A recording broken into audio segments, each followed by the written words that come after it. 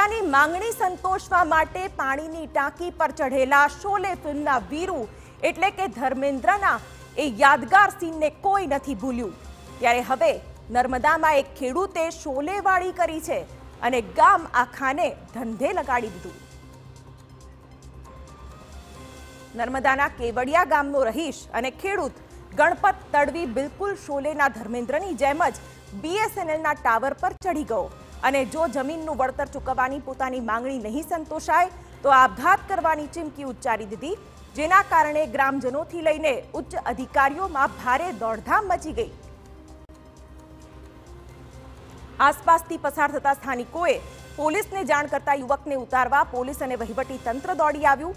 Fire બ્રિગેડની team પણ તાત્કાલિક ઘટના સ્થળે પહોંચી અને યુવકને નીચે ઉતારવાના પ્રયાસો કરવામાં આવ્યા, પરંતુ ગણપતે કોઈની વાતને ન ગાંઠી। ગણપત બસ એક જ રટણ કરી રહ્યો હતો કે જ્યાં સુધી ચૈતર વસાવા મને ન્યાય નહીં અપાવે ત્યાં સુધી નીચે નહીં ઉતરું। જોકે મામલાની જાણ થતાં નાંદોદના ધારાસભ્ય દર્શના દેશમુખ સહિતના અધિકારીઓ સ્થળ પર પહોંચ્યા। ધારાસભ્ય અને અધિકારીઓ દ્વારા માંગ સંતોષવાની ખાતરી અપાતા આખરે ખેડૂત ટાવર પરથી નીચે ઉતર્યો। વર્ષો પહેલા સંપાદન થયેલ જમીનનું અડધું જ વળતર મળ્યું હોવાના રોષને કારણે ખેડૂતે આ પગલું ભર્યું।